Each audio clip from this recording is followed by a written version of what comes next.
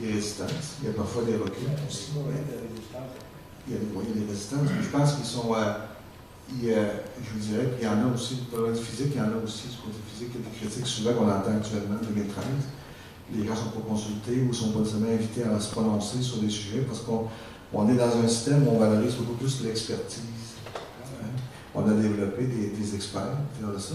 Certains groupes se sont fait reconnaître, on est invité à participer à donner notre avis comme experts parce qu'on vit la situation. C'est sur ces volets-là. L'accessibilité, par exemple, est un bon exemple pour ce volet-là. Dans un processus qui est plus complexe, il y a des éléments qui ne sont pas. On ne règle jamais un problème une fois pour toutes. C'est cette dimension. Ça, c'est ma formation de Sciences Po qui me montrait plus ces volets-là. On règle un problème à un certain moment donné, puis ça réémerge de façon différente. Il y a des résistances qui restent. Quand je vous disais que ce n'était pas une approche qui est dans la ligne droite, qu'on a progressé d'un point 1 au point 2. Et oui, des fois non. Sur d'autres côtés, c'est resté la même chose. C'est la dimension qui est difficile, c'est valeur et attitude. C'est le sens qu'on donne à ça. L'objectif, c'est de trouver, c'est vivre ensemble. Hein. Comment on arrive à définir, c'est ça, le dialogue-là, entre toutes ces diversités-là, ces particularités-là, ces contextes qui font qu'on va fonctionner ensemble vers ça, dans le respect mutuel. Il y a toujours des efforts à faire. Le PPH est un outil qui peut aider pour ça. Il ne donne pas la responsabilité, si tu vois les personnes impliquées. Il va aider à définir, il va aider à identifier les facteurs. Mais la décision qu'il faut au final, c'est les acteurs impliqués qui la prennent. Ils sont mieux informés, peut-être mieux documentés pour le faire. Mais il y a toujours, il y aura plein d'autres exemples qu'on pourrait donner qui existent aussi sur ces dimensions-là, où on a l'impression qu'on avait atteint. Juste l'exemple qu'on voit souvent dans différentes études, le besoin qui émerge constamment, encore de la sensibilisation, encore de la formation. Ça n'a pas de bon sens. Ce qui s'est fait en 30 ans en termes de formation, de sensibilisation, ça reste encore un besoin de priorité. Il y a quelque chose qui accroche quelque part, le message qui n'est pas compris ou qui n'est pas formulé de la bonne façon ou à l'intérieur de ça. Même après, pour continuer à faire ça. C'est le besoin qui est premier. Pour ça. Il y a des questions qui sont, je pense, qui mériteraient d'être approfondies davantage. C'est un bon point dans ça déterminé. Et madame aussi, puis aussi. Monsieur Biche, je suis vraiment très touchée par vos propos. Et pour faire suite, dans le fond, à la réponse qui est apportée par M. Boucher, vous savez, j'ai œuvré pendant 30 ans dans le domaine de la déficience intellectuelle, puis j'enseigne actuellement aux gestionnaires et aux superviseurs qui interviennent auprès des personnes qui ont une déficience intellectuelle, mais plus spécifiquement autour dans les sens du développement. Puis, la volonté des organisations, les règles peuvent me donner, offrir leur propre témoignage. Elle est là, elle est présente depuis de nombreuses années au niveau du modèle du processus de production du handicap. Ça fait longtemps qu'au plan conceptuel, les organisations en déficience intellectuelle sont d'accord avec le modèle, avec le principe. La difficulté pour les organisations, je l'ai encore constaté parce que j'enseignais il n'y a pas longtemps, même aux superviseurs, aux gens des centres de réadaptation qui viennent encadrer le développement des pratiques à l'intérieur des centres de réadaptation, la compréhension du modèle, du processus, ils ne sont pas appropriés encore. C'est une réalité, même si elle existe depuis longtemps, même si on est d'accord, que c'est un cadre conceptuel qui a de la difficulté à s'incarner concrètement. Ça s'améliore. Ce que je trouvais intéressant, j'ai beaucoup apprécié à votre présentation, c'est que mieux on va comprendre votre modèle, parce que dans la présentation, il y a des dimensions plus opérationnelles et plus pragmatiques. Moi, je pense à mes étudiants, quand je vais les revoir l'année prochaine, c'est sûr que je vais aborder mes contenus d'une façon différente. Plus on va loin dans la recherche, plus la recherche, moi, m'amène des critères plus opérationnels pour venir transformer la pensée et la pratique des gestionnaires et des superviseurs. Mais là, je pense que d'ici peut-être 5 ou 10 ans, on verra à l'intérieur des organisations la pratique et l'importance aussi de se doter des cadres conceptuels, mais aussi des espaces pour influencer le collectif. Mais je suis très touchée par votre témoignage. En fait, je vais laisser la parole à la première collègue. Goffman parlerait d'identité virtuelle. On est dans une société individualiste et d'experts. Ça, je vais retenir ça de ta présentation, Normand.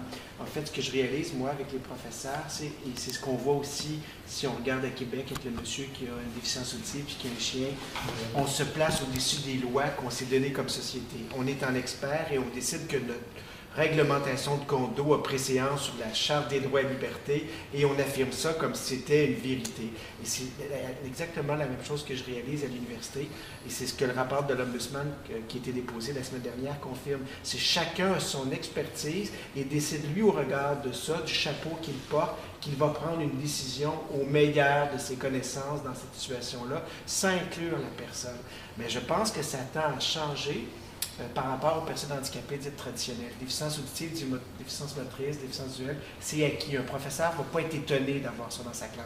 Il peut aussi avoir une mauvaise interaction, prêter une identité virtuelle qui ne sera pas conforme avec la vraie identité, mais c'est de moins en moins vrai. Je pense que plus on a d'interactions avec les gens, plus on devient vacciné. Et je pense que le défi de la déficience intellectuelle, c'est exactement la même chose. Ce n'est pas visible. Donc, c'est dans l'interaction qu'on va peut-être présupposer les choses. C'est quand on va communiquer avec la personne qu'on dit « Oups », et c'est là où on va se mettre au-dessus comme étant « Ah ben là, on va prêter des intentions, on va avoir des préconceptions, des préjugés, pensant que ben moi, je connais plus ce qui est bien pour cette personne-là que de laisser le temps à cette personne-là de s'exprimer, puis de recadrer après l'identité qu'on lui prête. Mais ça demande du temps, et on n'a plus de rapport au temps.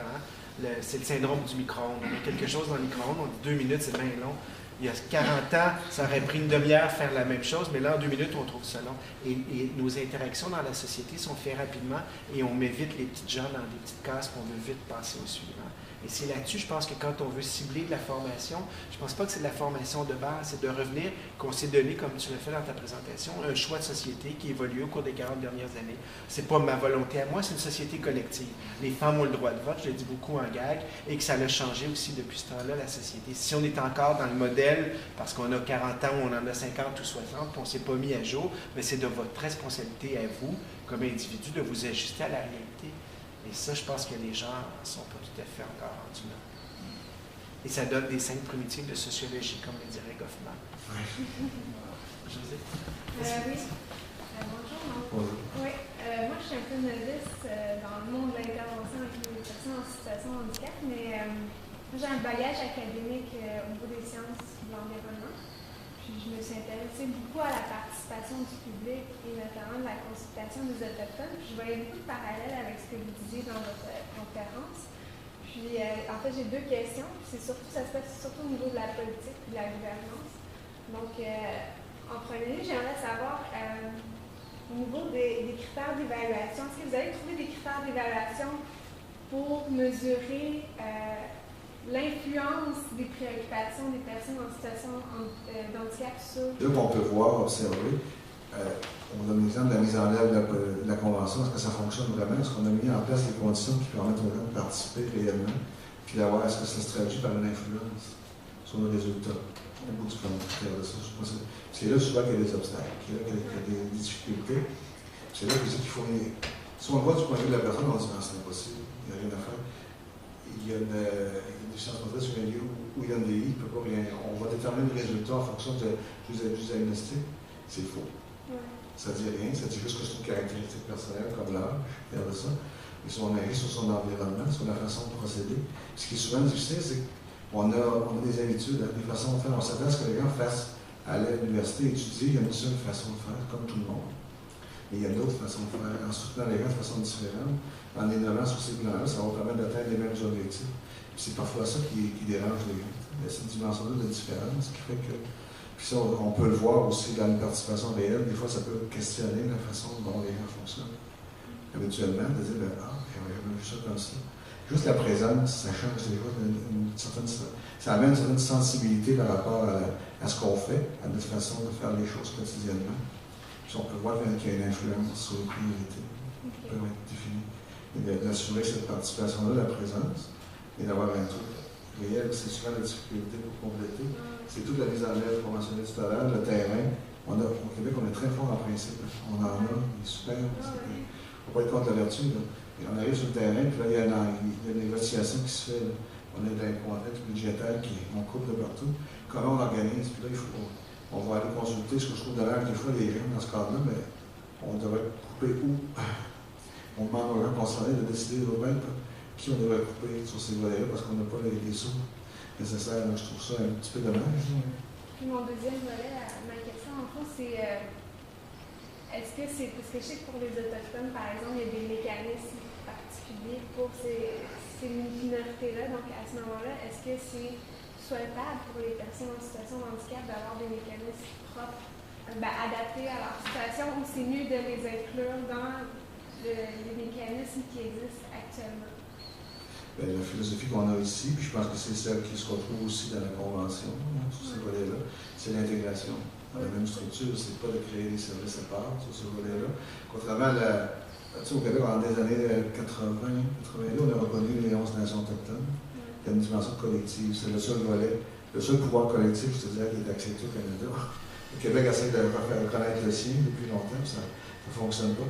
La perspective, c'est vraiment de l'intégration, mais parce que ce n'est pas un statut de personne handicapée.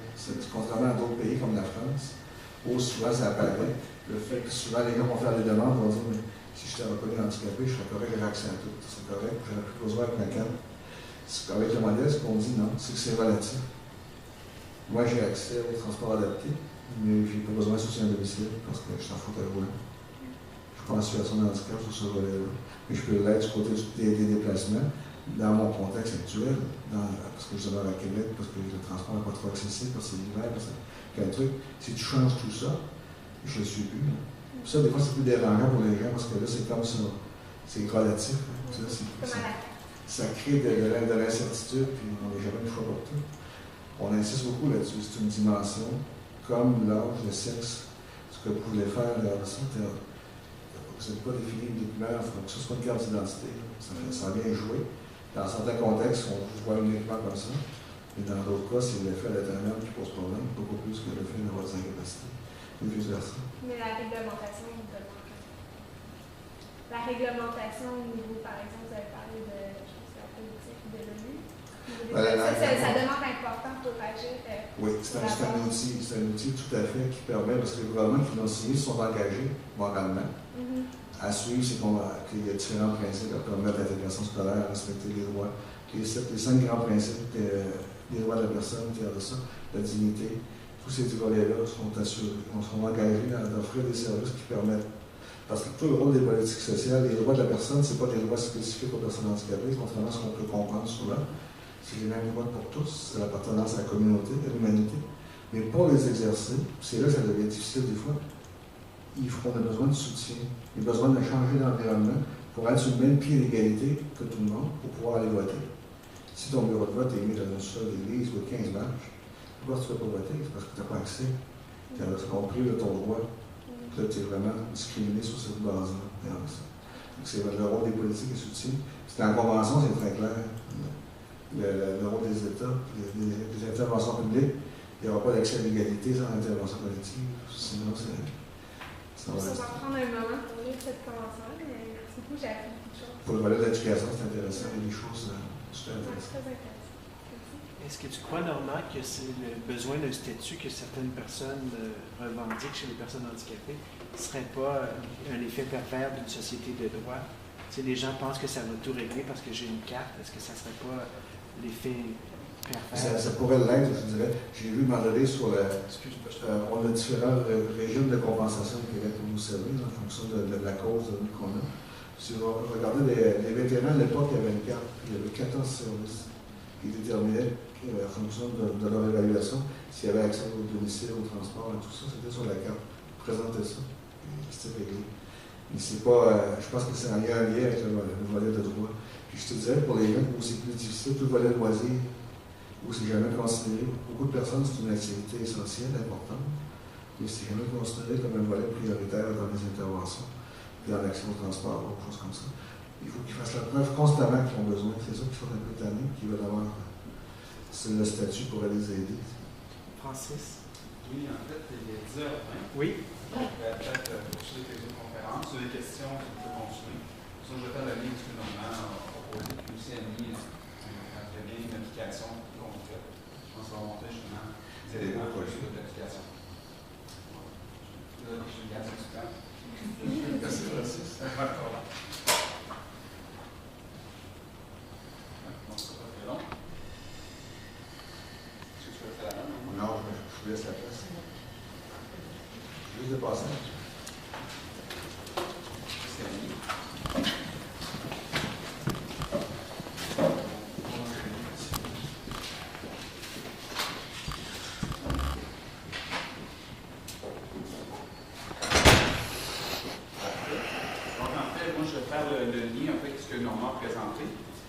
Je pense que l'élément important qu'il faut dire par rapport au PPH, c'est toute la question là, de pourquoi, en fait, le fait que les gens sont d'accord avec le principe, ils ne sont pas en mesure d'appliquer, c'est le fait aussi que le PPH demande un changement de posture. Au sens où, dans le fond, souvent les gens vont considérer que l'environnement, c'est toujours ce qui est à l'extérieur d'eux, mais eux ne font pas partie de l'environnement des personnes.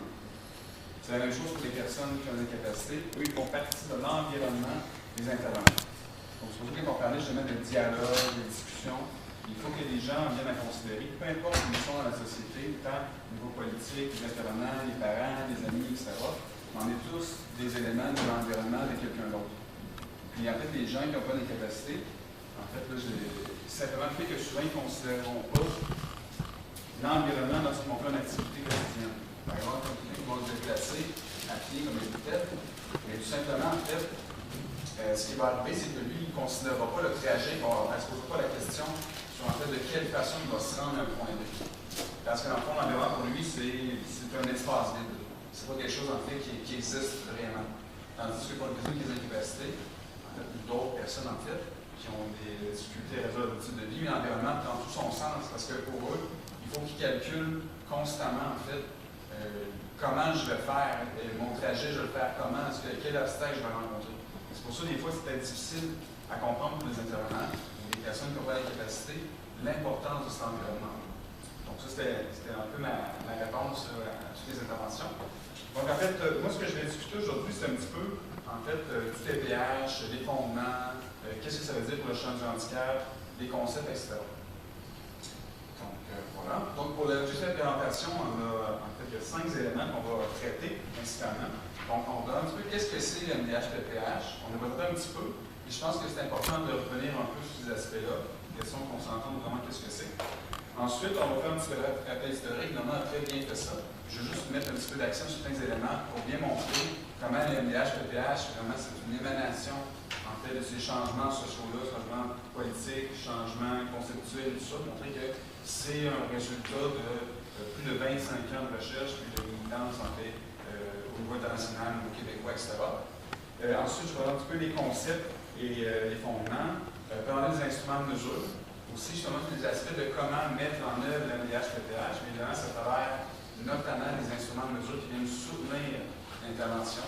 C'est la conférence, mais ils pourront également. Donc, on est toujours disponible voir mes notes aussi là-dessus. Donc, avant de commencer, on va traiter un petit peu de c'est quoi le MDH-PPH. Donc, vraiment, c'est 4 choses. En fait, c'est 4 choses. En fait, c'est plus que ça, c'est une classification qu'on a discuté auparavant. Donc, en fait, ce que ça fait, c'est une façon, en fait, de voir, comprendre, expliquer le handicap. Donc, en fait, on l'explique avec 4 instruments principaux. Donc, un schéma conceptuel. Donc, c'est une représentation graphique.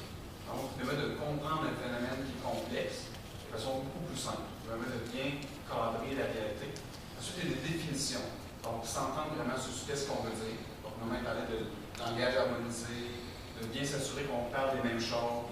Parce que tout le monde, qu'on est un ergothérapeute, physiothérapeute, un parent, on a tous des visions différentes de c'est quoi le handicap. On a tous des représentations sociales différentes. Puis c'est important lorsqu'on discute ensemble, en fait, de faire en sorte qu'on puisse vraiment s'entendre sur c'est quoi mon rôle, puis qu'est-ce que je fais, puis qu'est-ce que les autres font dessus. Donc, ça, on en parlera un peu plus tard. Et puis, il y a une nomenclature, donc c'est vraiment s'assurer. En fait, une nomenclature, en fait, c'est comme une liste, en fond, d'éléments qui sont compris dans ce qu'on appelle le domaine conceptuel. Donc, le domaine conceptuel, c'est les facteurs personnels, les facteurs environnementaux, les études, donc, les éléments qui font l'ensemble du modèle. Donc, ça nous assure de rien oublier. Ça nous assure vraiment de faire en sorte, est-ce que j'ai oublié quelque chose? Dans ce on est certain de tout prendre en considération la réalité de la personne. Et finalement, il y a les échelles de mesure qu'on va présenter un peu plus tard aussi. Donc, ce que je peux vous dire par rapport au MDH, PPH, simplement, bon, comme je disais, c'est une classification scientifique qui s'applique dans tous les domaines, en adaptation, au niveau du soutien à la participation sociale et l'exercice des droits. Et c'est une alternative, en fait, à d'autres modèles de classification qui existent dans le champ du handicap, notamment celle qui est la classification internationale du fonctionnement du handicap et de la santé. Donc, en fait, c'est la CIF, pour ceux qui connaissent. Et c'est un modèle qui est proposé, en fait, par l'Organisation mondiale de la santé. En fait, eux, c'est intéressé au handicap, surtout par le prisme de la santé. Donc, c'est une vision différente qui considère que l'environnement est au cœur du processus de production de handicap. Alors que la CIF, en fait, je ne dirais pas trop loin que ça, et c'est un élément qui contribue, c'est pas un élément qui est vraiment nécessairement fondamental. Donc, c'est un peu ça. Comme je vous dis, en fait, c'est le résultat de 25 ans de travaux. Et puis, en 2010, il y a eu une belle mise à jour, en fait, du modèle complet. Donc, maintenant, une fois qu'on sait ça, la classification, à quoi ça sert? Comme je vous disais, j'ai un petit peu des pistes de réponse. Les 4 grands éléments.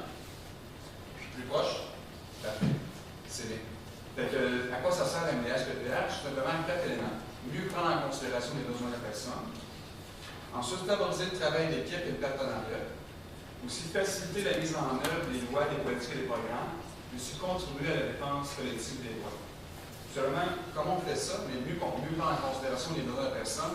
Comme je vous dis, on s'assure avec la classification toujours de prendre l'ensemble de la réalité de la personne. Donc, c'est quoi ses études de vie, c'est quoi ses facteurs personnels, c'est quoi ses besoins. Puis on part toujours idéalement de qu'est-ce que la personne fait. Donc, on s'assure vraiment de partir de la réalité de la personne pour venir documenter ensuite dans tous les facteurs qui peuvent venir influencer. Et puis, en fait, ça nous permet d'identifier les besoins et trouver les meilleures pistes de solutions aussi. Donc, faire le lien entre les différents facteurs. Ensuite, on peut favoriser le travail d'équipe et le partenariat. Mais en fait, comme je disais, l'harmonisation du langage, utiliser les mêmes termes, avoir la même vision. En fait, ce que ça permet de faire, c'est s'assurer qu'on s'entend bien dans une équipe. Donc, vraiment s'assurer qu'on parle des mêmes choses. Parce que tout le monde à lui-même a des visions différentes, des disciplines qui nous amènent à prioriser ou avoir en tête toujours des choses différentes. Donc, moi, je travaille sur notre discipline. Moi, je travaille, par exemple, sur l'adoption de... moi, je m'intéresse vraiment aux soins personnels, mais les gens parlent de choses vraiment différentes, puis on va discuter ensemble. Et puis aussi, pour ce qui est, en fait, du partenariat, en fait, c'est facile aussi de comprendre c'est quoi le rôle. Donc, tous les gens ont tendance à travailler dans l'environnement, même si on a des interventions, on a des impacts sur les facteurs personnels. En fait, c'est intéressant de savoir si on travaille avec des organismes communautaires, mais en fait, c'est quoi nos rôles respectifs? Comment, en fait, on peut travailler ensemble pour favoriser justement la participation des gens? Et puis, pour ce qui facilite la mise en œuvre des lois et tout ça, en fait, l'MDH et le PPH permettent de mesurer et suivre la participation sociale, mais aussi la qualité de l'environnement dans lequel les gens se situent. Donc, quand on fait des programmes, on peut s'assurer est-ce que ce qu'on a mis en œuvre, en fait, favorise réellement la participation sociale. Puis venir chercher ensuite qu'est-ce qu'il y a eu c'est quoi l'influence, les facteurs environnementaux, les facteurs personnels et tout ça. Quand on a des programmes aussi, bien, si on a la mesure de récupérer l'information sur les habitudes de vie, on a mesure de dire, bien là, finalement, est-ce que nos mesures ont vraiment eu l'impact qu'on souhaitait avoir? Sinon, pourquoi? Puis finalement, pour contribuer à la défense collective des droits, ce que ça va mettre faire, en fait, les organismes peuvent prendre les nomenclatures des facteurs environnementaux ou les instruments, puis venir dire, bien en fait, pour nos membres, qu'est-ce qui a de l'impact sur la participation sociale des gens? Puis après, de dire, bien là, à partir de là, on a identifié que tel élément va avoir un impact, mais là, maintenant, on va intervenir auprès des acteurs, on va dire, écoutez, les éléments qui, en fait, ont un impact primordial, en font ces éléments-là. Fait que ça vient un peu structurer le discours des organismes communautaires aussi. Donc, en gros, c'est à tout ça que ça sert. Donc, le MDH-PPH, en fait, est reconnu quand même au niveau international des Québécois. Donc, au niveau du Québec, en fait, on a parlé un petit peu de la politique à part entière pour un véritable exercice du droit à l'égalité. En fait, c'est une politique, en fait, qui est adoptée, je crois, c'était en 2009. Et puis, en fait, le MDH-PPH, en fait, c'est le modèle de référence de la politique. Donc, puis la politique va venir mesurer, en fait, la qualité de la participation sociale sur une dizaine d'années. Donc, évidemment, le PHU, en fait, qui est l'Office des personnes handicapées du Québec, donc, utilise ce modèle-là, le diffuse, puis en fait, c'est un peu sa responsabilité de ce côté-là. Ensuite, il y a l'Association des établissements de l'adaptation des scientifiques du Québec, qui aussi ont adapté le modèle, qui fait la promotion de ce modèle-là auprès des différents établissements. Donc, dans beaucoup de son adaptation, c'est utilisé également pour venir soutenir l'intervention, comment on fait en fait pour déterminer les besoins de la personne. C'est la même chose au niveau du FQ, CRDITEL. Donc, il y a beaucoup aussi de centres d'adaptation qui l'adoptent de plus en plus maintenant. Puis, en fait, le fer de lance, tout ça, évidemment, c'est les instruments de mesure, notamment la mesure des habitudes de vie, qui, en fait, est un élément qui est plus, comment dire, concret pour les personnes, même si, dans le fond, il y a des gens, en fait, on se demande des fois à quoi ça sert.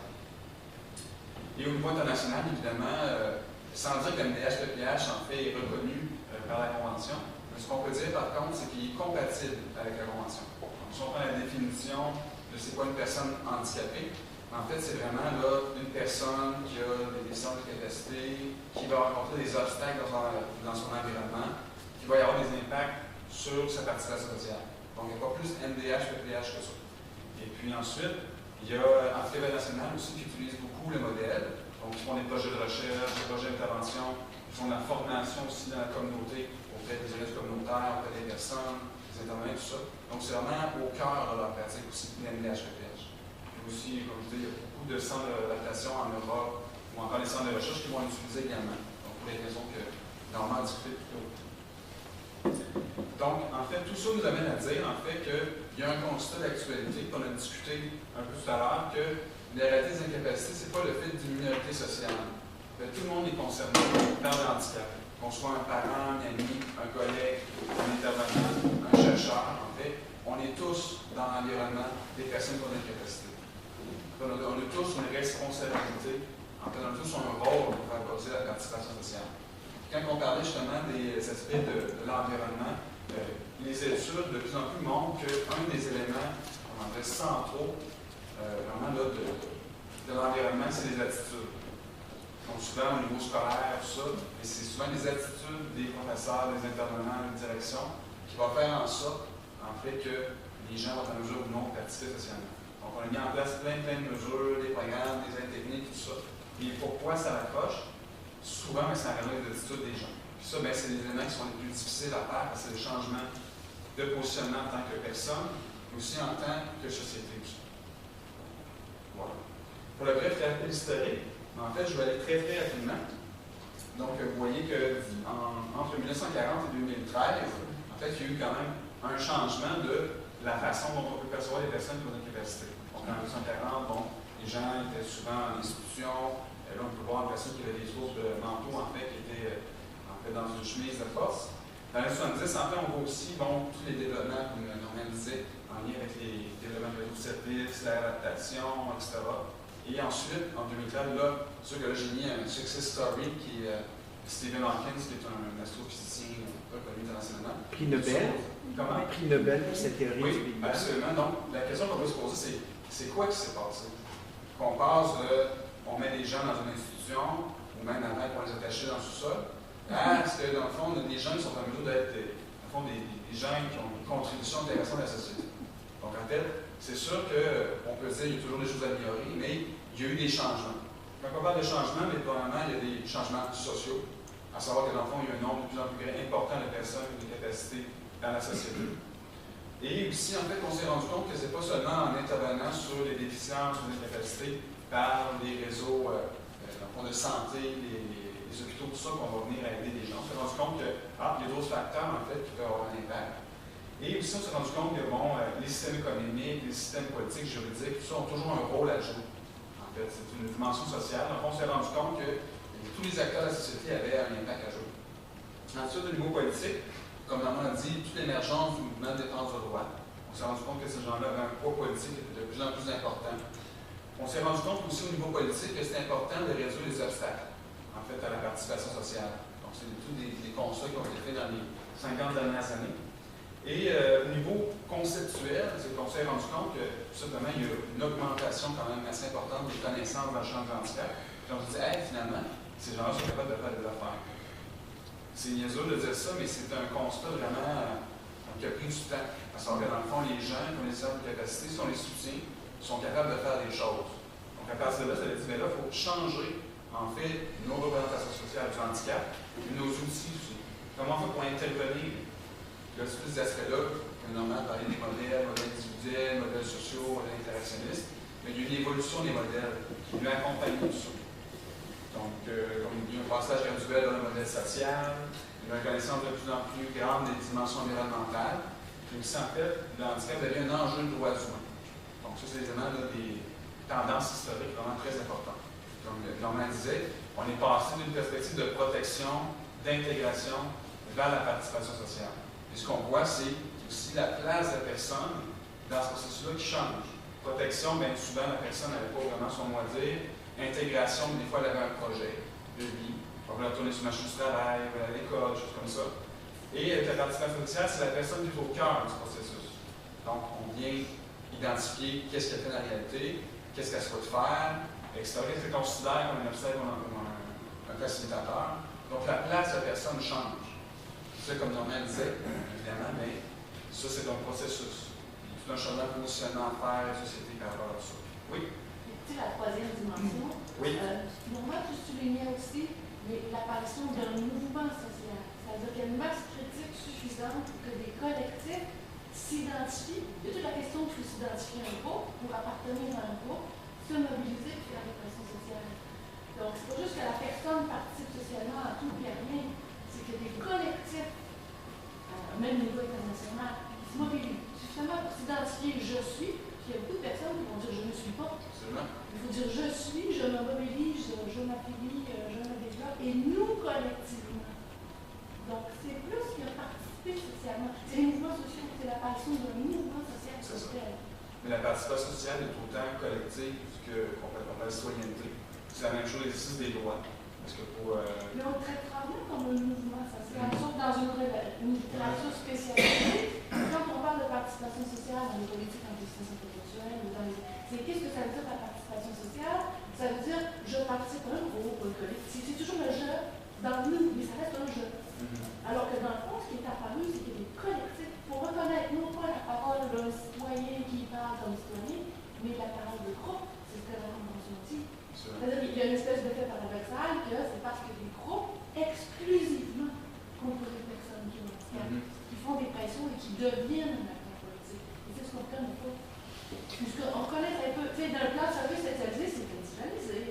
Je participe socialement, c'est bien, parce que je peux participer aux élections, des trucs comme ça. C'est vraiment la notion de mouvement social comme tel. C'est paradoxal parce que, en même temps que tu as un groupe qui est un veto, quand la personne est socialisée politiquement, elle va aller dans d'autres types. Parce que le reste, c'est partout. C'est pas juste dans la réalité.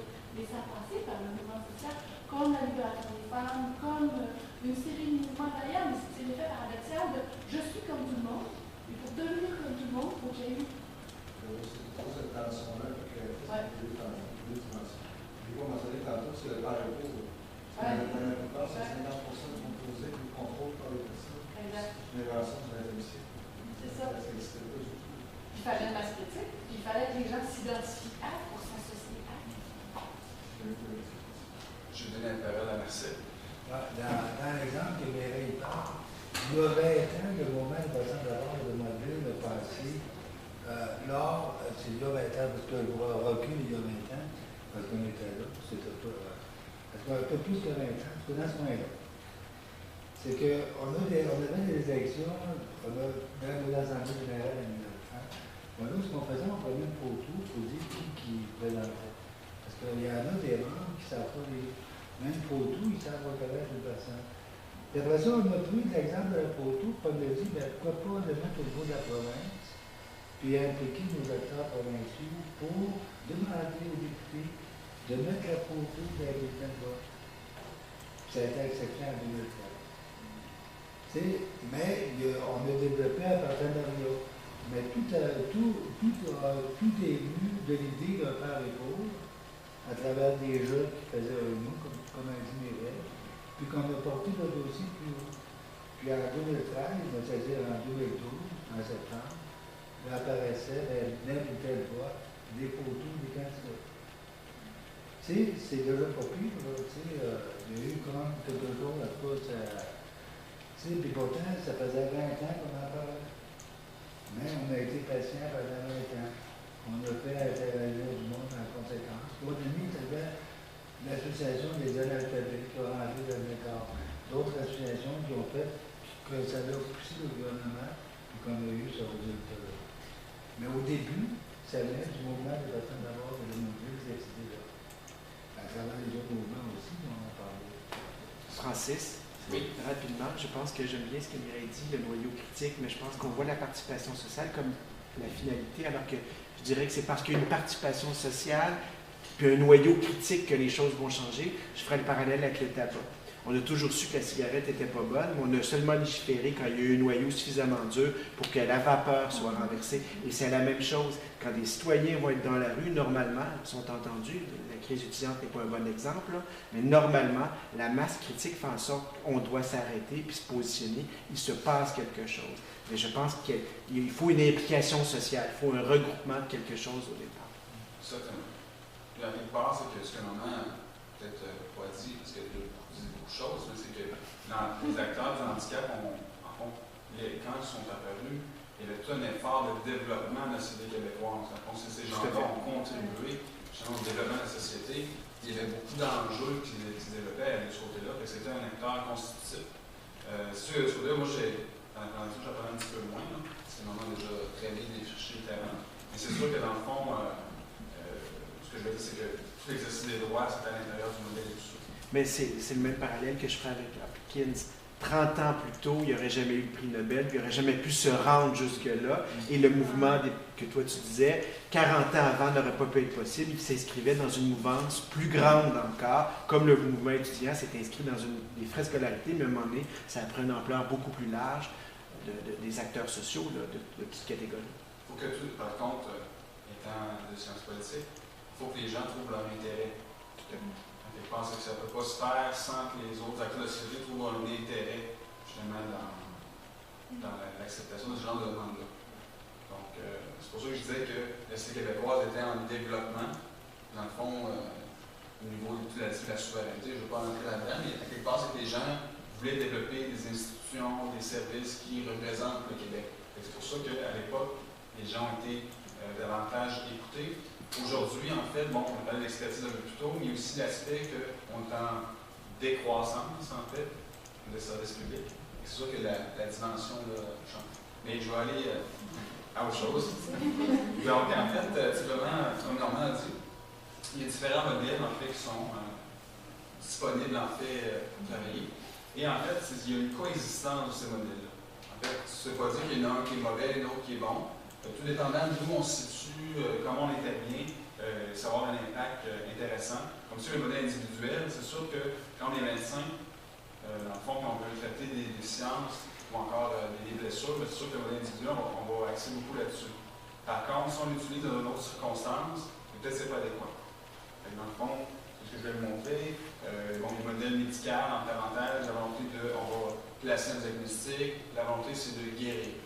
Sur les modèles fonctionnels, qui est basé sur la réadaptation. Donc, l'idée, c'est de faire en sorte que les personnes soient la compensation de leurs incapacités ou encore de leurs déficiences. Et donc, il y avait l'aspect assurancier aussi à l'époque, quand les gens se faisaient mal, on leur prenait une compensation financière considérant la perte de capacité qu'il y avait. Donc, ensuite, le modèle social, bon, je n'ai pas besoin d'en parler beaucoup, mais ça, tout ça pour dire qu'il y a deux types de modèles sociaux. Le modèle environnemental, qui considère qu'il faut réduire les obstacles environnementaux ou mettre des facilitateurs. Celui de modèle de droits humains, en fait, qui est vraiment l'effet de, on va mettre des politiques, des mesures non discriminatives. On va faire en sorte que les droits soient reconnus. En fait, les chartes, les tribunaux, les conventions. En fait, tous ces éléments sont là-dedans. Puis les modèles interactionnistes, en fait, c'est le fait que les personnes sont en interaction avec leur société. Et en fait, ce que je peux dire par rapport à tout ça, on a dit la situation est variable d'une personne à l'autre, d'un contexte à l'autre, et puis tout ça. Donc ça, et aussi le modèle interactionniste, c'est la fin du tout individuel, du tout social. Il faut prendre en considération les deux éléments. On ne va pas juste axer sur l'environnement, on ne va pas juste axer sur l'individu. On va prendre les éléments en simultané. Donc en fait, je vais aller un peu vite. Pour ce qui est en fait des fondements et concepts de NDH-PPH, tout d'abord, en fait, il y a des valeurs fondamentales en cas au modèle, qui sont celles, en fait, de la Convention nationale des droits humains de l'ONU. Donc, en fait, si les gens utilisent le modèle tout en ne considérant pas ces valeurs-là, bien, je ne pense pas qu'ils respectent, en fait, l'esprit du modèle. Donc, en fait, on va parler de respect d'identité, dignité, autonomie, liberté, choix. Donc le modèle, c'est vraiment ça. La personne est au cœur, en fait, du modèle. Donc ces éléments-là, c'est toujours en lien avec ce que l'on va dire plus tôt par rapport à ça. Donc, il y a un concept qui est central, en fait, qui est celui de l'interaction. Donc, en fait, à savoir que, comme je disais un peu plus tôt, en fait, les gens qui n'ont pas les capacités, ou encore qui font partie d'une minorité visible, quelque chose comme ça, souvent, on a discuté à voir avec un environnement. C'est comme un espace vide, dans lequel il n'y a rien. Alors que, dans le fond, on est tous en interaction avec notre environnement. C'est un équivalent essentiel. Puis ça, dans l'ensemble des sciences, soit même en sciences naturelles ou en sciences sociales, le concept d'interaction, c'est un concept qui, en fait, qui est reconnu un peu partout. Le fait qu'il vienne dans le champ de handicap, c'est comme pas vraiment c'est innovant, mais c'est pas quelque chose en fait qui sortait de nulle part non plus. Donc, dans l'ensemble des sciences, dans la connaissance, c'est quelque chose qui est vraiment important. La définition de l'interaction, en fait, c'est vraiment comme une influence réciproque entre des éléments qui va avoir un impact. Donc, c'est aussi simple que ça. Puis là, maintenant, à partir de là, en fait, on peut commencer à réfléchir, en fait, comment les personnes se développent dans l'environnement. D'abord, ça commence par l'interaction. L'interaction en quoi? D'abord, en des habitudes de vie, des facteurs personnels et des facteurs environnementaux. Donc, ça, c'est aussi simple que ça. Tout le monde se développe de la naissance jusque dans la mort. Et puis, en fait, on ne sait pas ce qui peut arriver. Comme le handicap, c'est une variation dans le développement humain. C'est arrivé à n'importe quelle existence. Dans le ventre de sa mère, à la naissance, en se développant, tout ça. Puis en fait, il y a comme 4 trajectoires en fait, possibles de l'homme humain. En fait, selon M. Fougeras, qui est en fait probablement neurotypique, comme on appelle, c'est-à-dire les gens qui se développent normalement, en parenthèse, sans développer de déficience ou de capacité majeure, persistante, etc. Il y a le fait que les gens en fait, vont naître avec un donné génétique, en fait, qui vont développer des maladies, des choses comme ça. Il y a des gens aussi qui vont avoir un accident, en fait, dans le courant de leur vie, un ACV, avoir un accident de la route, etc., qui va amener l'émergence de déficience en incapacité. Puis aussi des gens, en fait, qui vont se développer avec des différences. Donc, quand on parle de troubles, tous les troubles mentaux, ça peut être aussi des gens d'autisme, etc., de déficience intellectuelle, ou qui vont se développer avec ces éléments-là. Les gens vont les percevoir comme différents, mais eux, se sont toujours développés avec cette situation. Donc, en fait, il y a différentes façons de voir. Et tout ça emmène, en fait, l'apparition, en fait, de facteurs de protection, facteurs de risque, en fait, dans les 3 dimensions. Et ça, en fait, c'est les éléments qui vont amener la personne à voir l'apparition de déficience d'incapacité. Donc, en fait, j'en parle plus tard. Là. Au niveau, en fait, pour ce qui est des facteurs de protection, au niveau personnel, c'est sûr que le fait. Donc, en fait, c'est autant au niveau de l'identité, avoir une bonne estime de soi-même, avoir une identité positive, avoir des représentances sociales aussi qui sont positives, des forces, des compétences, aussi des attitudes particulières. Ça, c'est des éléments qui vont être des facilitants. Pas des facilitants, mais des facteurs, en fait, de protection. Les éléments dans l'environnement aussi. Par exemple, comme le fait que les environnements soient accessibles universellement, que la disponibilité des services soit là, les coûts aussi en termes de services ne soient pas trop élevés, les attitudes positives des autres, etc. C'est des éléments qui vont amener la personne, en fait, à ne pas développer, en fait, de déficience d'incapacité. Là, je peux dire, par exemple, les gens qui ont des troubles mentaux, s'ils sont dans un milieu qui est toxique, c'est sûr que ça peut venir à ce que ces gens-là développent des incapacités au niveau de leurs attitudes intellectuelles, au niveau de leur sens de perception, etc. Donc, de ce côté-là.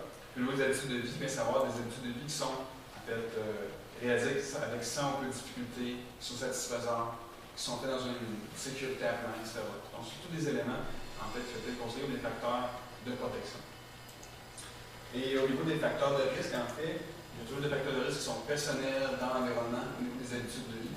Donc là, ce qu'on peut voir au niveau personnel, bien, ça fait la consommation de drogue, le fait d'avoir des déficiences de capacité. Par exemple, le fait que les gens qui ont des déficiences de capacité peuvent développer d'autres déficiences ou incapacités qui sont liées. Comme par exemple, des gens qui sont en fauteuil roulant, par exemple, peuvent emmener à développer des escarres. Donc, c'est des déficiences qui apparaissent en raison de l'existence de certaines incapacités auparavant, par exemple. Aussi, au niveau de l'environnement, le fait d'isoler socialement, d'être surprotégé, ou le fait que, par exemple, qu'il y ait des obstacles dans l'environnement, ça va faire en sorte qu'on peut développer des déficiences ou des capacités. C'est la même chose des habitudes de vie. Si les gens consomment des produits qui ne sont pas très bons pour la santé. La viande. La viande, exactement. Donc, vous savez, ça cause en fait des maladies cardiaques. Donc, voilà, vous le savez tous.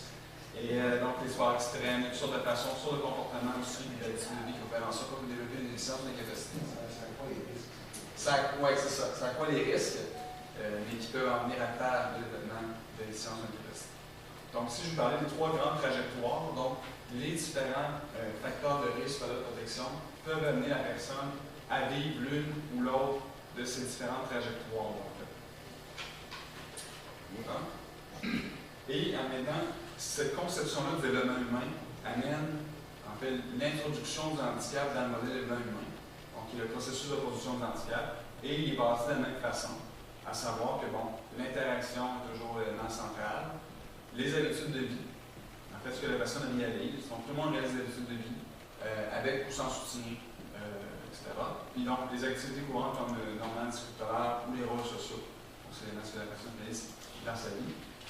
Ensuite, les facteurs environnementaux, avec les facteurs micro, méso et macro. Comme miso, en fait, c'est vraiment les aspects peut-être dans le domicile, dans le milieu vraiment on se situe très proche de l'accessibilité. Méso, c'est la communauté, c'est la disponibilité des services de proximité, ça peut être aussi les attitudes de sa famille ou encore plus de la communauté.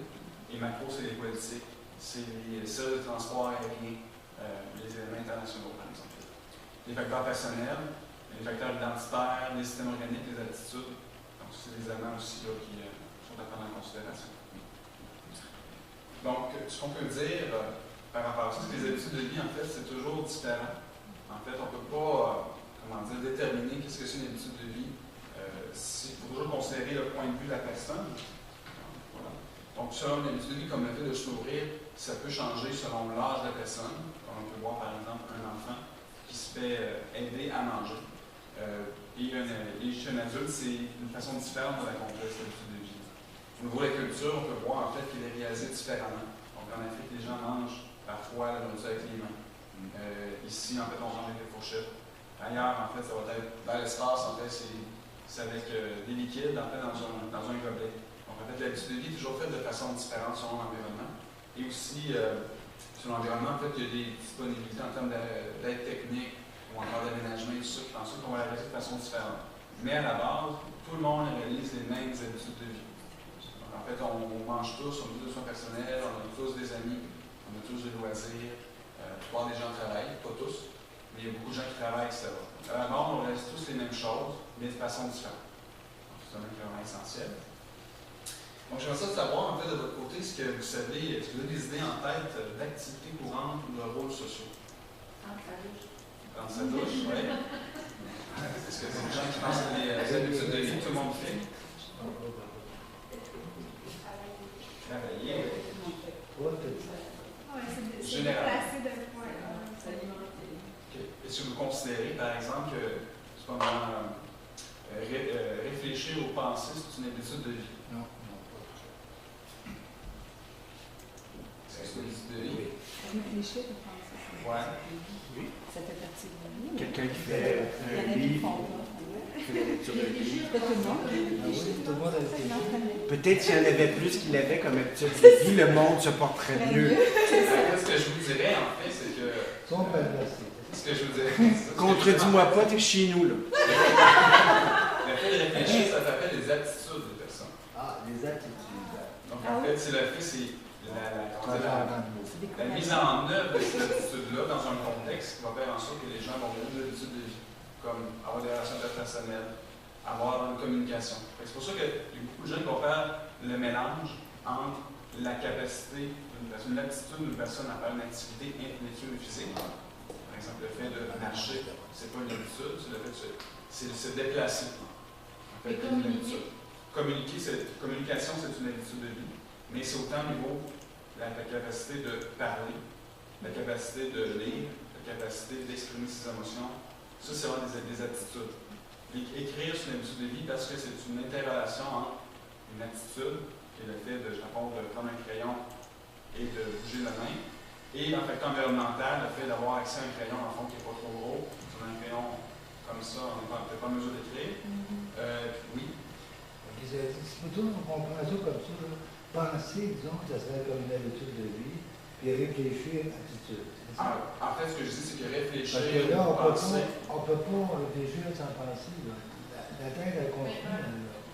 Parce que le modèle est très fonctionnaliste. C'est-à-dire l'habitude de vie à faire. C'est là où méditer, ça peut être une habitude de vie, mais parce que je fais quelque chose. Si elle a communiqué, c'est l'habitude de vie. Communiquer, je fais quelque chose. Mais quand tu arrives à penser, ben là, c'est parce qu'il faudrait dire je m'arrête pour penser. Il y a une limite.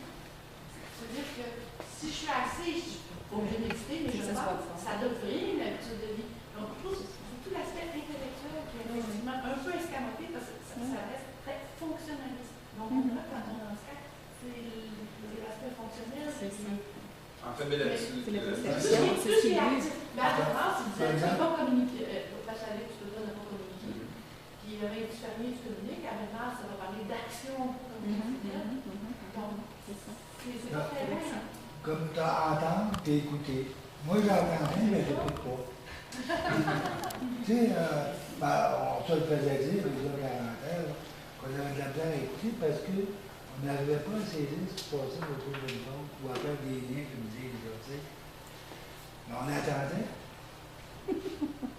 C'est ça, mais on n'avait peut-être pas l'habitude d'écouter, mais on attendait. C'est pour ça, c'est ça l'expérience? En fait, tout simplement, c'est la différence entre l'attitude et l'habitude de vie. Simplement, c'est que le fait c'est une activité physique ou mentale. En fait, c'est le fait d'utiliser des capacités de la personne. Et, dans le fond, cette capacité-là, avec d'autres facteurs personnels, en interaction avec l'environnement. Donc, c'est quelque part, c'est le potentiel de la personne dans un environnement dans une habitude de vie. Donc, ce n'est pas un élément fonctionnaliste de ce côté-là. C'est l'habitude de vie, c'est toujours le résultat de l'interaction entre le fait que j'ai des attitudes que je réalise, que j'utilise dans un environnement. Donc, quand on parle de méditer, c'est dans le fond, c'est la capacité intellectuelle de penser ou de réfléchir ou quoi que ce soit dans un milieu qui me permet en fait de résoudre l'habitude de vie, comme la méditation. Ça, c'est un élément qui est dans le modèle, qui est faire les activités relaxantes. C'est ça, il faut qu'on dise ça extrêmement. Ça, on va présenter un peu plus tard. Est-ce qu'il y avait d'autres éléments, d'autres rôles sociaux ou habitudes auxquels vous pensez? Il est 11h. 11h? C'est bon. De toute façon, parce que c'est toute la question pour le modèle interactionniste. Je vais relier avec l'interactionnisme symbolique, c'est toute la question de la construction des significations, qui, moi, va apparaître dans l'environnement social, les normes et les valeurs. Mais comme individu, on construit aussi un certain nombre d'interactions avec l'environnement. Et c'est ça qui est un peu. Les facteurs personnels. Il y a une différence entre les facteurs identitaires, les éléments qui appartiennent à la personne, puis l'identité qui est une construction de sa représentation de ses propres facteurs personnels, de son environnement et de ses habitudes de vie. Donc, le développement humain, en fait, c'est un développement d'identité aussi. Oui. Mais c'est une activité. C'est une activité. En fait, c'est un résultat. C'est toujours la photo, cette dimension-là, on arrive à répéter l'étude de l'esprit pour la réalisation. Donc, en fait, si vous avez les différentes habitudes de vie, en fait, selon le DH-PPH, donc vraiment le discuter un peu plus tôt, je ne reviendrai pas là-dessus. Je vais même vous dire qu'il n'y a pas de hiérarchie de base par rapport aux différentes habitudes de vie. Donc, en fait, selon les personnes, les habitudes de vie vont être plus importantes que l'autre. La plupart, c'est toujours du point de vue de la personne. Donc, ce qui est valorisé par la personne ou son environnement. Et puis, en fait, ces habitudes de vie-là peuvent avoir un impact une sur l'autre. Par exemple, une personne qui a la difficulté à communiquer, peut avoir de la misère, par exemple, à avoir des relations interpersonnelles. Donc, il y a toujours des liens entre les différentes habitudes de vie. Et il y a des instruments de mesure qui sont disponibles, en fait, pour mesurer la qualité de la participation sociale ou la relation des habitudes de vie. C'est la mesure des habitudes de vie. Donc, peut-être si vous avez, en fait, le format du questionnaire, en fait, qui permet de mesurer le niveau de relation d'habitude de vie. Donc, la personne, est-ce qu'elle a fait facilement, difficilement? Est-ce que c'est peut-être un autre qui le fait à sa place? Est-ce que c'est non réalisé? Ou encore, c'est ça fait pas. Puis ensuite, en fait, il y a le type d'aide requis. Donc, est-ce que le besoin d'aide humaine, c'est le besoin d'aide, la technique, aménagement, etc. Et niveau satisfaction. Évidemment, en fait, cet instrument-là, donc, on est en train d'arriver une nouvelle version, mais à la base, là, c'est un instrument qui est plus précis, qui est peut-être plus complet, mais l'essence de l'instrument est la même.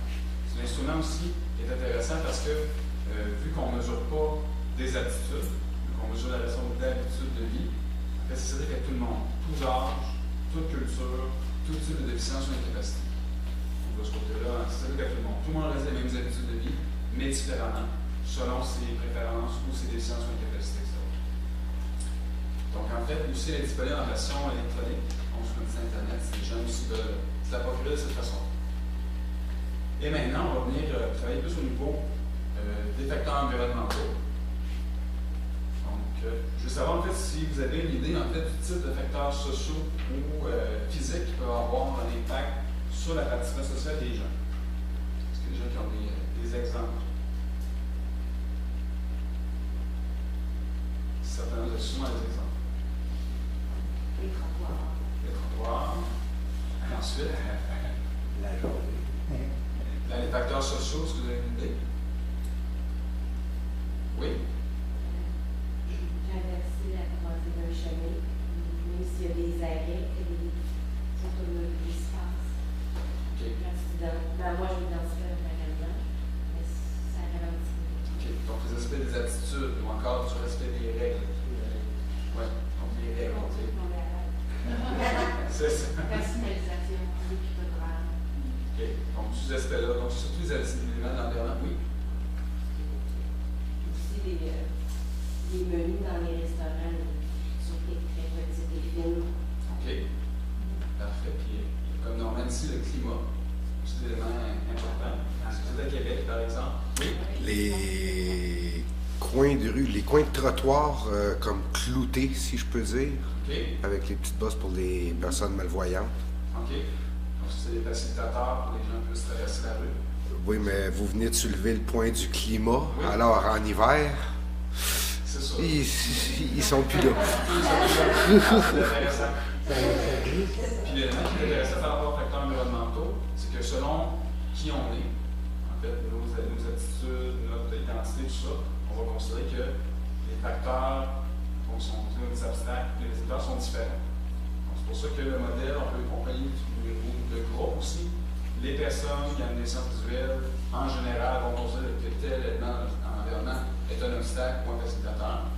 L'élément qui est intéressant aussi, c'est que selon en fait, les types de déficience de capacité ou d'identité, en fait, les personnes sourdes, les personnes aussi qui ont des déficience visuelle ne sont pas nécessairement d'accord sur quoi faire pour aménager l'environnement. Donc, l'élément, c'est comme Norman disait, vu qu'on est des gens de sciences politiques, c'est que la politique où toutes mesures sont mises en œuvre, c'est une solution temporaire à un problème qui est permanent. Donc, en fait, c'est d'idée c'est faire une société qui est la plus inclusive possible, qui favorise le compromis entre les gens. Oui? Il y a aussi le langage social.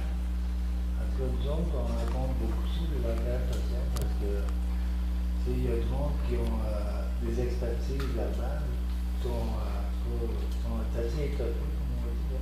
OK. Puis, puis il y a aussi toute la dimension sociale du langage comme tel qui fait qu'à un moment donné, on est comme ensemble et si on ne voudrait pas, mais c'est comme ça. Tout l'aspect des attitudes, c'est vraiment la façon de les représenter sociales. C'est ça le facteur social? Ça en est oui. Le langage, le niveau de langage de la société. Certainement. Donc, en fait, je vais aller rapidement, il ne reste pas beaucoup de temps. Les facteurs. Non, mais je vais parler.